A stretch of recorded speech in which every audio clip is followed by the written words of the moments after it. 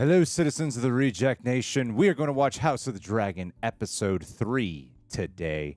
Johnny, how's it going? I'm great. I'm excited. How are you? I'm excited, man. Heck of a cliffhanger last episode. Guys, leave a like. That'd be exceptionally appreciated here.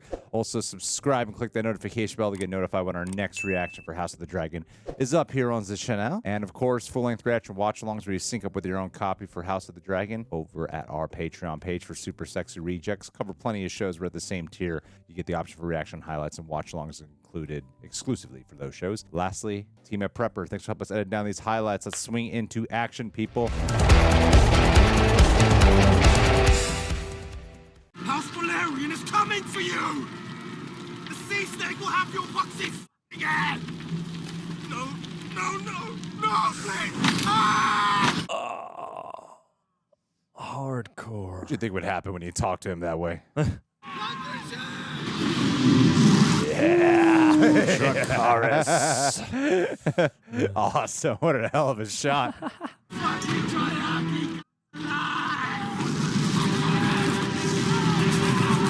Oh, I got chills. Here, my prince! Save me!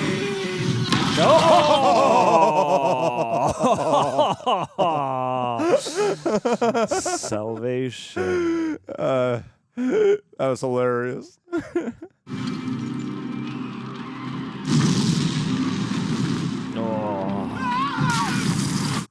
Wicked. Damn.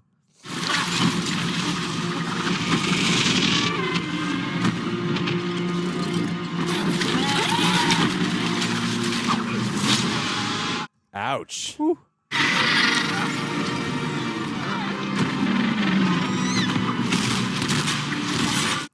Damn. This looks great. That tail must do crazy damage in and of itself. He has your hair, your grace. He does have my hair. He has your eyes, your grace. Yes, he does. And you have my nose. Oh, shit. Not today, Tyler. The matter of the stepstones is regrettably urgent. It's been 3 years. It can wait another 3 days. It's been 3 years. I've caught up. Okay, I got him. Rhaenyra? Yes, my queen. Your presence is wanted in the outer courtyard. The king has much to celebrate. He does not need me. He wants for us all to be together. Is it the king's command? Yes, but Then at once, your grace. it needn't be. None of it needs be this way in truth, Rhaenyra. Shut up. Aegon the Conqueror bade second of his name. Here's to his grace on his second name day.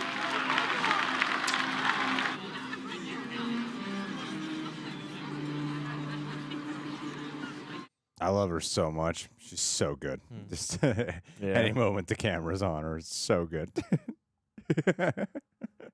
It cuts her. I'm like, great show. Great show. Great show. Best of the series. Great. Your dear uncle is the great mind behind this war, is he not?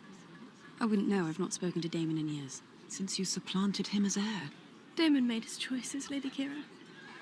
The princess was more suited to the role. You're not my mom. So Rhaenyra's getting blamed for some of this shit. Yeah. The finest honeyed wine you'll ever taste. Made in Lannister, of course. Of course. It must be quite something. I don't have a dragon pit, of course, but I do have the means and resources to build one. Why would you need a dragon pit? To house dragons, of course. I'd do anything for my queen. Oh, haha, smooth. Lady wife. Suave Lannister, you. Is that what I am to you? A prize to proffer about to the great houses? This dude's aged like 8 years in the last 3 years. He's got a stressful Jason life. Lannister's an excellent match. He's arrogant and self-serious. Well, I thought you might have that in common. Oh, ouch. I have tried often to discuss it with you, but you've refused me at every turn. That is because I do not wish to get married. Even I do not exist above tradition and duty, Rhaenyra. Excuse me, your grace. You're causing a scene, Your Grace. The Royal Huntsman has sent a report, Your Grace. There's been a sighting of a white hart. Ooh. The stag is the king of the King's Wood, Your Grace, a regal portent for Prince Aegon's name day.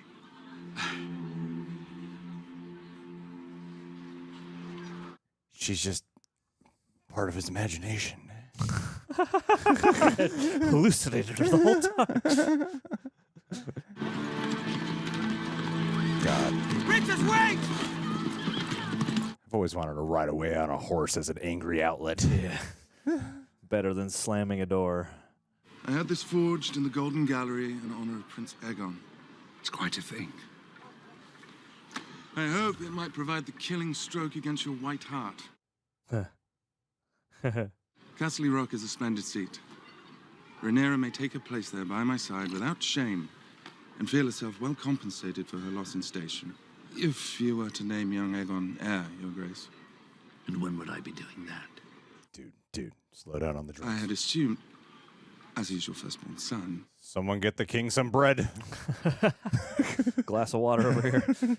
I did not decide to name Rhaenyra my heir on a whim. All the lords of the kingdom would do well to remember that.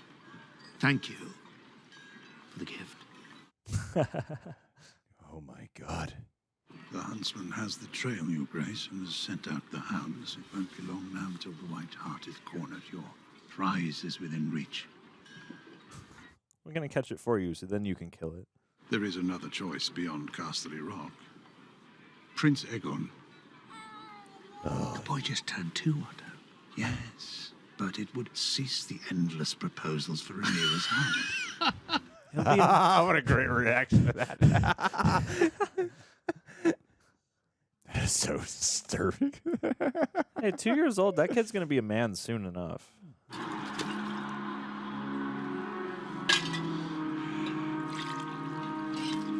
No, buddy.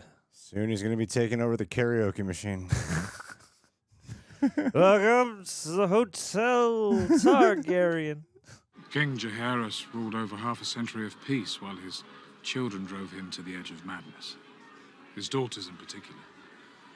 It is tradition, Your Grace. Women, am I right? You believe that your son, Sir Harwin Breakbones, the strongest knight in the 7 kingdoms, is the best match for Rhaenyra. It would seem to me the best match for Rhaenyra is the son of the sea snake, Sir Laenor. We must pray, of course, that Laenor survives the fighting in the Stepstones. Uh-oh. Clever. Do you think the realm will ever accept me as their queen? I'll have no choice but to, Princess.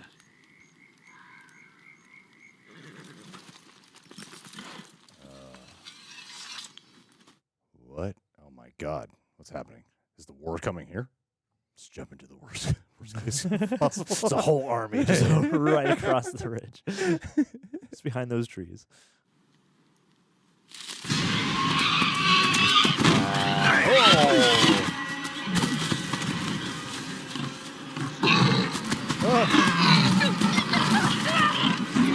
Damn. Whoa. Wow. Oh, poor animal. Ugh.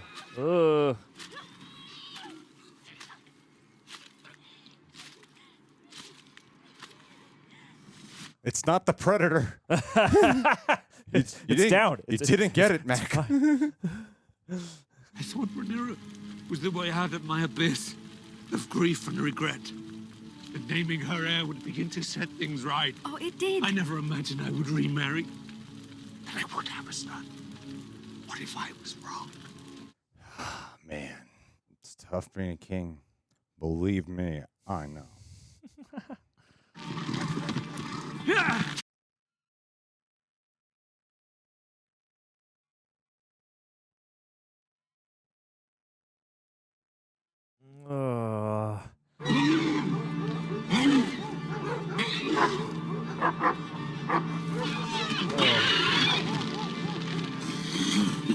One more time, Your Grace. Put a bit to your left. My God. I don't like this.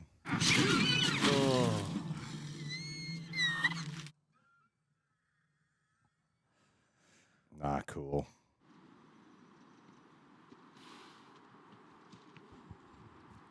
Of course. Sign from the gods. Come, sweet prince. Let's give her grace some peace. Have you convinced the king to make Aegon heir? Aegon, like his namesake, was born to rule the Seven Kingdoms. You mustn't ignore the certain truth that if Rhaenyra were to step over Aegon to ascend the throne, the realm would tear itself apart. There's a really disturbing painting in the background. Oh my. I didn't notice that before. Oh. The road ahead is uncertain, but the end is clear. Aegon will be king. You must guide Viserys towards reason. As a woman, I don't think a woman should be sitting on the throne. We are impulsive and emotional. Rhaenyra has come of age. She must needs marry a High Lord who will honor her, defend her, and serve her as king consort. He's missing 2 fingers. Lord Corlys and Prince Daemon are losing their war. Badly, by all accounts. This is a plea for aid. Uh-huh. Is it better for the realm if the CRABFEEDER thrives, or is vanquished? And Aegon should be king. I think we're done talking here. Aid is sailing to the Stepstones. Did he make call for help? He would sooner die. Do you not think my decision correct? It is no consequence to what I think, as I'm often reminded. Why must every effort on your behalf be resisted, as if to the death? Because you mean to replace me with Alicent Hightower's son. You have him in hand now. You have no further use for me. Oh. I do not seek to replace you, child. Search him out. Find one that pleases you, as I did. The King's Guard. Yeah, Kristen. They work so well together. Oh, I love them. Their scene work is amazing. Our food quickly dwindles, save for what we can fish from the sea. I would say we have a fortnight, mayhaps a bit longer with strict rationing. What a reveal shot. Show me the knight who will march into that hell-pit, nephew, and I will show you a madman. Daemon. Daemon is why we are losing. He at least is fighting this war. What role have you played in his council, uncle, other than master of complaints? Enough! It's a pretty good burn. If you do not seize control of this war, my lord, the crabs will soon dine on all of us.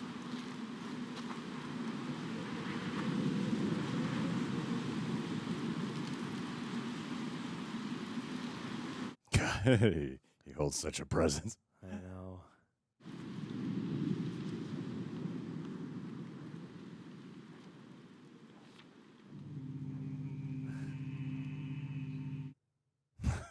So cool. Just love watching him. Oh. Messenger. Just a messenger, man. This is madness. I have ordered 10 ships and 2,000 men to set sail from King's Landing. I shall pray nightly to the gods for your safe return.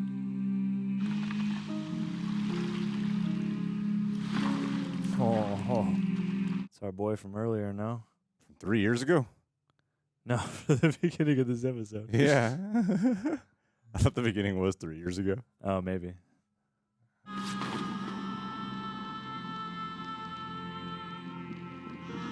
What? I mean, isn't he being the human bait?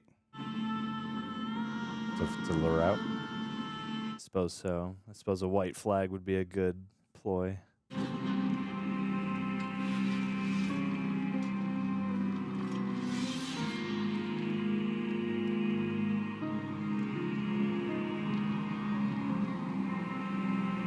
He's making sure it's not bait.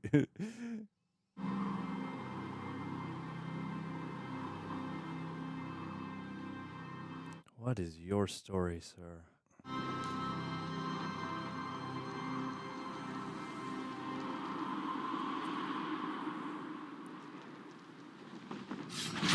Oh, yep. Holy Christ. Jeez. Oh, man. One-man army right here. Yo! Nice. Yikes. Oh my god. Get him, Damon! Come on, dude. Get him, Damon!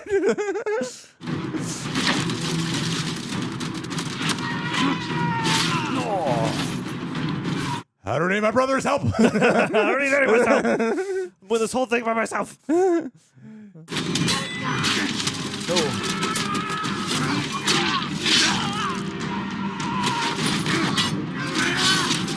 Nicely done. Woo.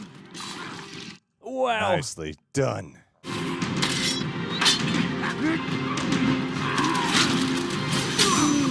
No. No.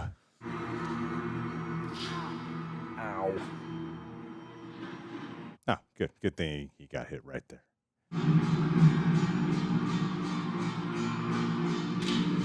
Come on, dragons. Where are you?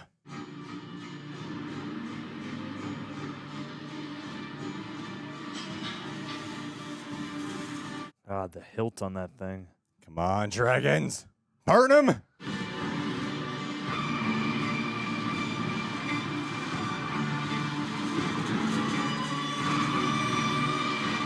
What the shit? Where are they? Guys. Daemon's a bastard, but we had a plan.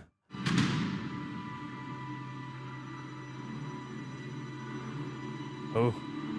Oh, hell yeah. Oh, they were too busy looking up, man. Yeah. Too busy looking up. Smart. Yeah! Nice.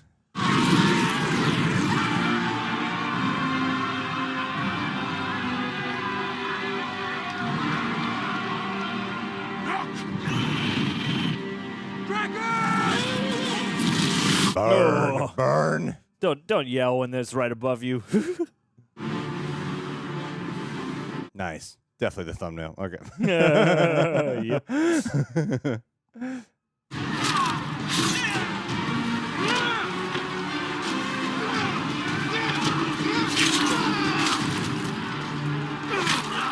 Ouch. Ooh.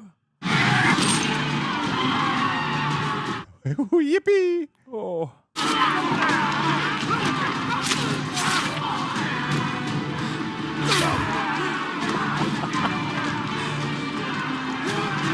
Isn't battle glorious?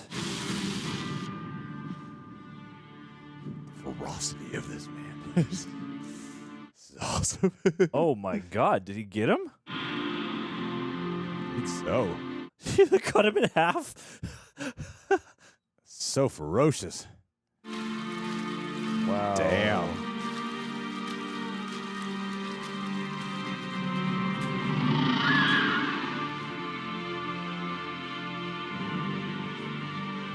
My man. My man. Wow. Awesome. Wow. That was awesome. That was hard. That was hardcore. Well, it just keeps getting better and better. That was awesome. What a great bookend. It's like the start of Daemon getting into the fight. At least is what it perceived to me as, right? Because the guy who was suffering on the ground at the beginning when the crab feeder was killing him. Yeah. He was saying, "My prince will come," and all that. Yeah. But it seemed like, oh my God, he's actually joining the fight, yay, or something. Or he's saying something, right? Yeah. So it seemed like that was the beginning of the war. Then this is the end of it. And I gotta say, like normally time jumps can actually upset me when I'm watching a series. Because a lot of time I'm like, I want to see the development of all those things. I want to see what happens in between. I want to see it, grow out. And this is like the rare case where you're getting so many time jumps in between episodes that I'm like, I imagine there's got to be a point where we're not time jumping that much. Yeah. Like, okay, this is the next day and not like like a few years later. down the line. Yeah, months, years. Yeah. So I imagine we'll probably get to that point sometime. Maybe not. But the way they handle it is because they stick so true to the emotional core of all these characters, and the actors, I think, do such a good job at filling in the memories in between that we did not get to see, that you can feel the passage of time and you could feel the history and whatever either strain or awkward tension or conversations that have taken place or weariness. And so everyone is doing such a good job, and it's such a rare occasion to me to watch something with so many different time jumps and to still be fully engrossed right when you catch up to, okay, we're 3 years ahead, and then 2 seconds later, I'm like, it just engrossed in what's going on, as opposed to, man, I would have liked to have seen some of this. Like, it's normally where I'm at with the shows. That's the problem that I usually have with time jumps in shows. And this does not give me that problem. And it's just a testament to how strong and rich, like everything just firing on all cylinders in every direction. And yeah, good show. It's a good show. It's a good show. Yeah. So, yeah. Anyway, John, I couldn't agree with you more. Talk about something specific, please. Well, yeah, no, I think it's hard to do this kind of time jumping in a show like this, because I think they're good at making it feel deliberate. Sometimes it doesn't. Sometimes it feels just like, I don't know, let's just move along. But yeah, like this feels like the most notable bullet points, or you know, like if you're reading a history of something, these seem like the pivotal moments. And yeah, I love the way that they're able to balance this, you know, family trauma almost with all this politics. And they even come out and say it. He's like, I'm so tired of talking politics, and yet, you know, that's inescapable for people in this position. And I loved the back and forth of the relationship between Viserys and Rhaenyra throughout this episode, and everybody coming up to him and being like, hey, listen, you gotta change. Now you got your son now, you got Aegon, you got to change the whole, you know, way forward for, you know, your heir and stuff like that, right? And watching the struggle and watching him become more and more depressed on this ironic day of celebration, and watching as everything kind of, again, seems to be deteriorating, not only in his physical health and all that, but also in the situations. It's like watching as they bring in not the White Hart, but just a regular old stag, and seeing the sort of begrudging disappointment. Like, I think the way that they're whittling away at his character is great, because it feels very alive and natural, but I'm also I'm always unsure as to where it's going to go and what he's going to reveal. And then, like you pointed out, like his back and forth with Millie Alcock, who's currently Rhaenyra, like she is so great, and the two of them are such different characters. But yeah, that unspoken both tension but occasional understanding between them is really beautiful. And I think, you know, I mean, Game of Thrones world, you know, you come in associating with, you know, lots of interesting and large characters, but I also feel like certain people need to bring out that intimacy, and I think they do it really nicely with these two, you know. Yeah, and they're like, they have these people like there's people arguing that Daemon should have been king just because, man, brother. And then you have the Aegon, and I know the name Aegon Targaryen. So, unfortunately, it's been a couple of years since I've seen Game of Thrones. Yeah. So I'm like, okay, I don't remember the details. So is that confirmation that this child will be king, or is he just named after a previous Aegon who was the king? I know the name Aegon? Yeah. So I like that I haven't taken the time to, like, let me go revisit all of Game of Thrones, because it helps. I feel like actually kind of forgetting some details helps me just enjoy this experience for what it is. Yeah. And instead of like thinking about what's going to come next, you know, and just taking, like, be in the moment with the show, as opposed to where the destination is. So you have that with Aegon Targaryen, but they really show that with Rhaenyra. I always get confused on how to pronounce it. Rhaenyra, right? Yeah. With Rhaenyra, how she's the most capable one. If anyone is to be heir to the Targaryen throne, it should be her, because she's got the strategy down. I mean, she's already solved, like, she can solve problems where everyone else is like, I deserve it, or Daemon's just a wild, crazy wild liability. stallion, that man. Yeah. You know? And I love everything that they flesh out with her. Like, her performance carries so much weight in every moment she's on screen. So like, everyone does an amazing job, and it's cool that the titular characters feel like they're Daemon and Rhaenyra, and both of them very different roles on all accounts. And you know, I think that we're supposed to be getting an older. I think the one thing that IMDb kind of, sorry if I'm spoiling something here, if you didn't know this, but so you could click off if you want. But I think on IMDb they do say that there's going to be an older Rhaenyra at some point. Yeah. And based off the way the show is time jumping around, Yeah, you makes sense. like probably going to get one.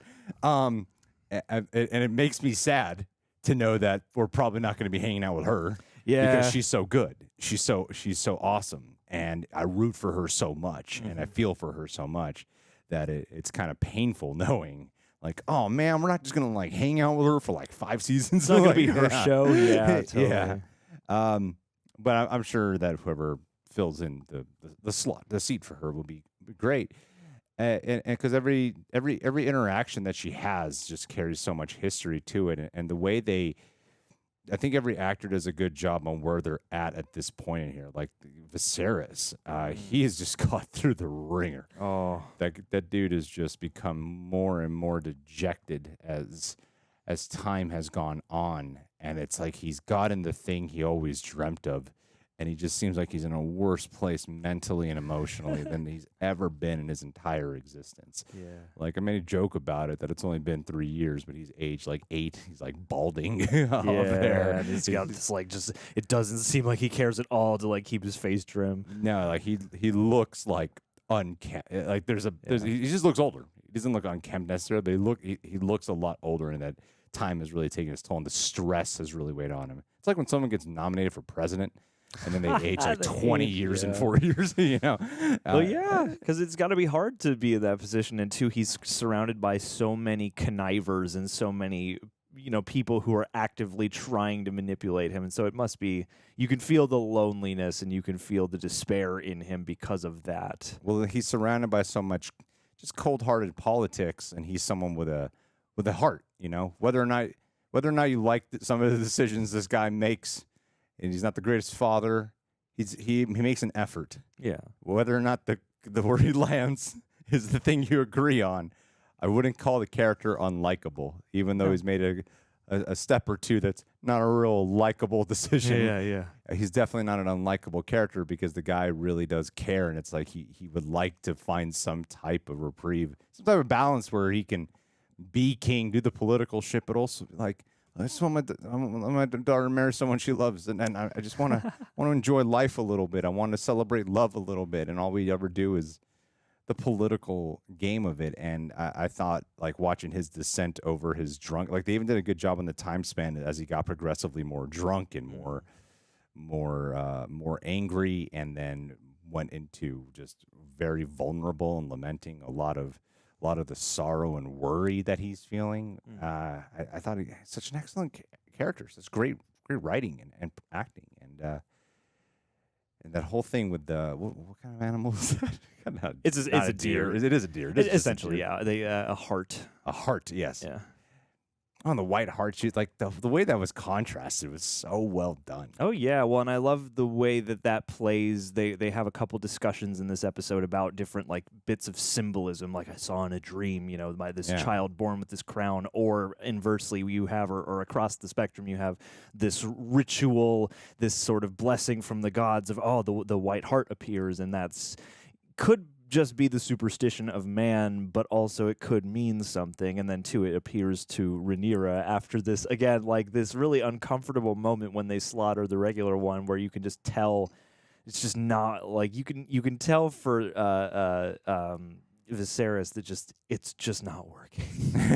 And yeah, you watch his filter descend, and it's such a well-drawn triangle because there's so many characters, but I feel like the presences of the main Targaryens are really well done. And even on the opposite side of the spectrum with Daemon, because it's like you get the most of Rhaenyra and you get, a lot of Viserys, and you see their relationship and their estrangement, though they are so close, but then you also get the estrangement from Daemon, and the way they use him, I think, is really cool and really rewarding, because in these 2 episodes since the first one, he's in the first one a lot, but since he's been sort of banished to Dragonstone, or has just sort of been ignored to be his own devices over there, like when he enters, there's just as much presence, as if he'd been here the whole time. And every moment, like I love the way they had him be so deliberate and stoic, and it's like he gets this letter and he reads it. He barely speaks, and they play it so up close in his face. Like I don't think he spoke one word the whole episode. I think you're thinking back. I think you're probably right, and I love how gripping that is, and the way that character in just a couple moments, like he gets the letter and you can tell there's a rush of things happening. In some way, you bet it's kind of a relief, or that there's some kind of emotional pang to like, oh, my brother's finally deciding to help. But also on the flip side, we've lost so many ranks and we've done all the hard work, and now he's going to come in and help and make it some kind of victory. Like, nah, I got to go deal with this myself. And even though we haven't gotten like a lot of big exposition from him lately, like his life and growth feels so vital, even despite all that, and even though he is quite removed from everybody right now. And just the whole battle that led to was incredible. Oh yeah, I mean the both battles at the beginning and the end. You know, I think what they really do well with the battle sequences in this episode is they utilize their environment and atmosphere very well. Like in the nighttime sequence, the way they have the dragon kind of be illuminated by just like everyone and everything's just kind of illuminated by fire. It's almost like Roger Deakins-esque. And that nice orange light. yeah. It was great. It was awesome. So the visual. So I was like, oh, yeah, this looks freaking amazing. It's beautiful to behold. And then, of course, in the final battle you could feel the ocean waves and the weather and the fog, the mist. And I loved how all that was executed. So I think utilizing that, and then it was all like scuzzy and up close and messy, and at times you can't even really tell what's going on. And at times you catch it at the last second, like, oh, that's what's going on. Oh my god, you know. So it has this great pulsating punch to it. And the crab feeder carried so much presence, and I do wish we got a little bit more with the crab feeder. That was as cool of a moment that was in a reveal. I was like, damn, you've been like setting the homeboy up since the first episode. I want to see some kind of actual pulling back of the curtain on him or something. I don't know, like a scene with him. Yeah, I mean, not that we needed like a crazy dialogue-driven scene, but just to spend more time with him due to the fact of whenever they cut to him, it seems like they had such a specific illustration to draw, and especially with the way they captured it photography-wise, and just the mood and the vibe of whatever he was there was so palpable. It just gets you, and you're sucked into this gorgeous darkness. This is very striking, yeah.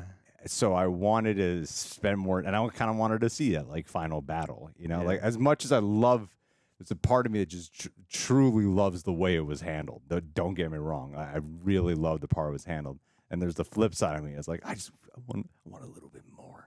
Well, because it is the one maybe thing that feels a little, and I'll reserve full judgment until we see past this, because you never know what might still remain of, you know, this group and what they do.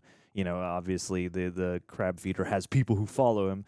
So, yeah, it's the one thing, though, with the time jumping and stuff that maybe does feel at this moment, just on first watch, a little slight, or a little bit like this seemed like such a vital threat and such a important piece that if it's just wrapped up now and we're not going to really ever think about that again, I am a little taken aback by that. But there'll be after effects for sure from the conquering of this. Yeah. And I mean, it's such an important, you know, strategic part of the realm and everything that, like there will be fallout from this. But at the same time, part of me just as a genre viewer is just like, man, I just want to see more of this crab carnage.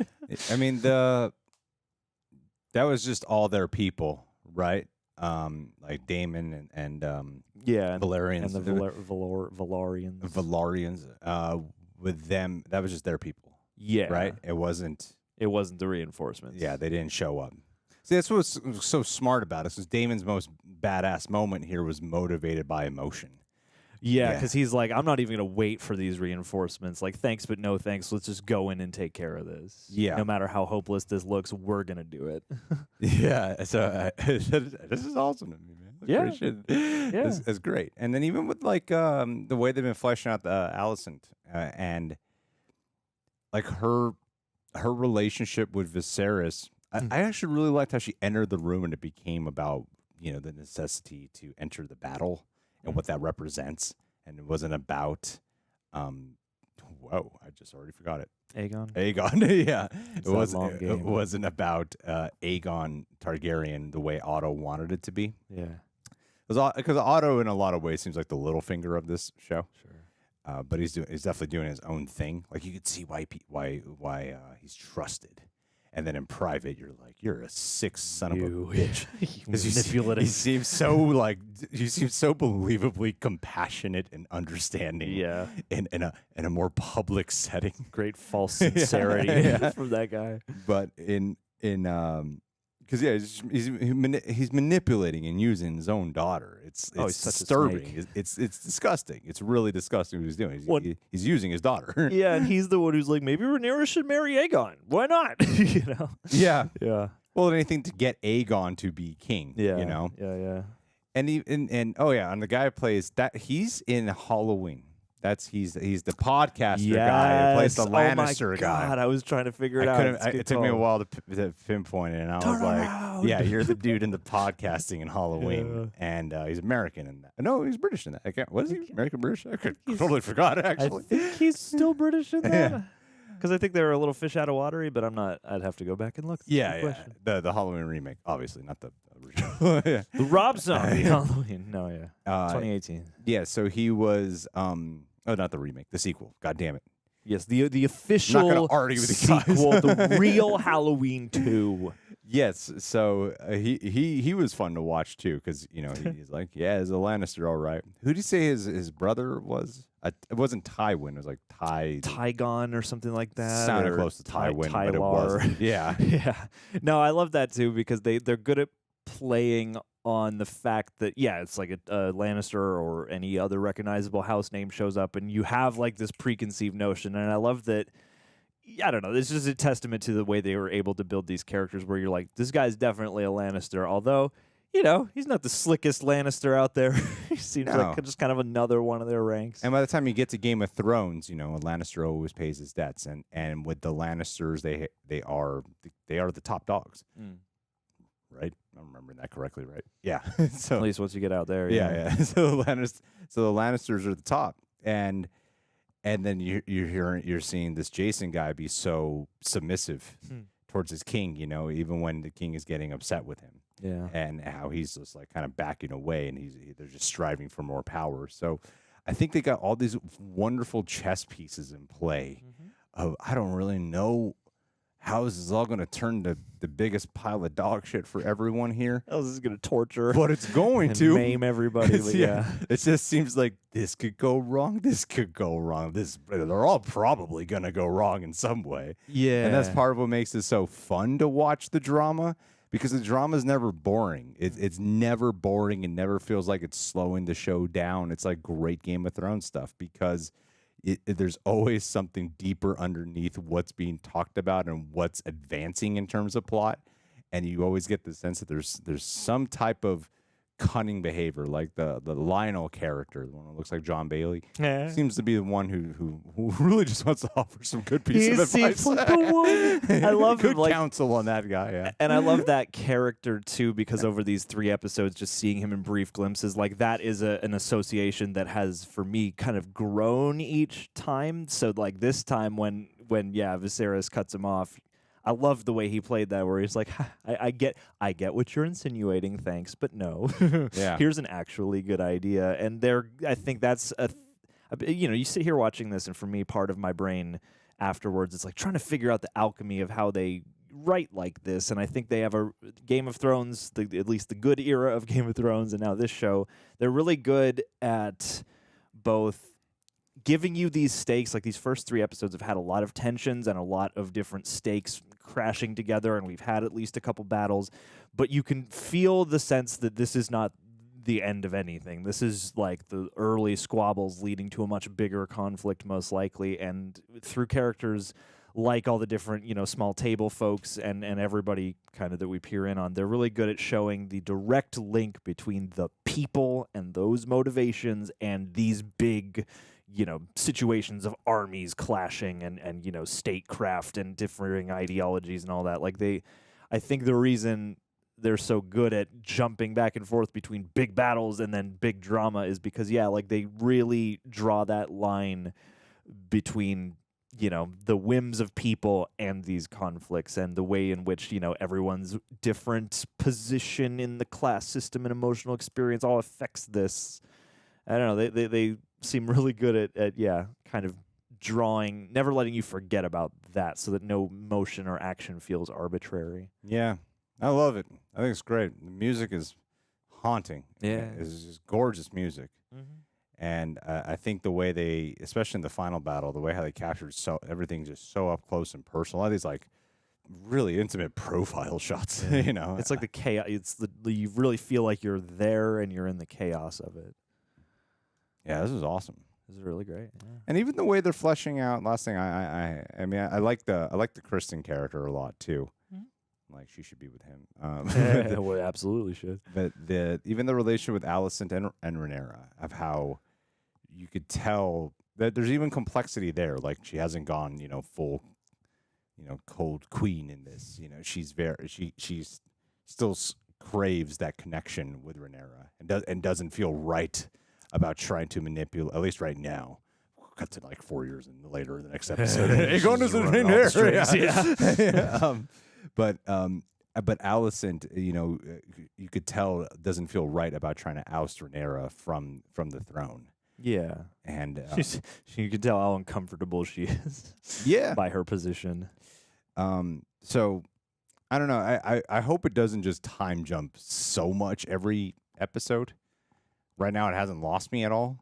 I could see a version though where I'm like, come on, let's stay in this couple month period. I hope that there is at least a very smooth transition point before we hop in. I want to feel. It feels like now would be a good point.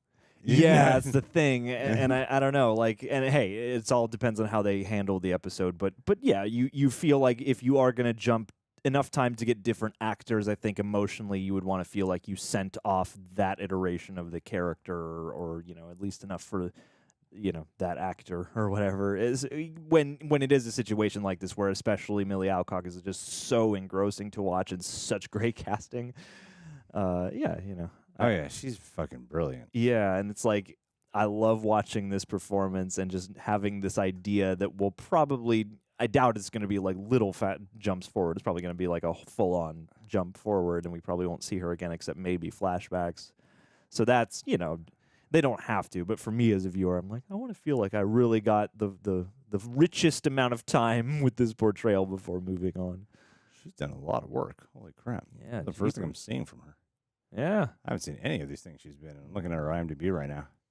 Jeepers. Oh my God. A lot to catch up on. She has booked so many TV miniseries. She has done so much. That's good. That's good. So much TV. She's like a series regular on a bunch of TV shows. Pretty much since she started. And she wasn't far from House of the Dragon. She just got outaged. Yeah. But yeah, wow. My God. That's like, I want to check out her work. I know. No, seriously, like there's a lot of great casting on this show, and there's a lot of satisfying performance work. But I think especially because this is the first time I've seen her, I'm just like I would watch this character across all the seasons in her hands. Not to slight whoever's taking over, but she does have that really young look, and she's 22. Hey. And I believe she was like 15 years old or something, 16. Yeah. I think maybe in this episode she was on the verge of she was like 17 maybe. Yeah. But yeah, I mean we've seen her since she was at least 14, and I believed it each time. So. Yeah. All right, guys. Well, thank you for being here. Be sure to subscribe and keep a lookout for a reaction to the next episode. I'm loving this show. I really am. I'm loving it. Currently loving it more than another fantasy show. Oh no! Oh, don't tell me what it is. Okay. But I'm enjoying this one a lot more, and this one didn't cost as much. I don't know I can't figure it out. This one's a lot more interesting. Anyway, guys, we'll see you soon.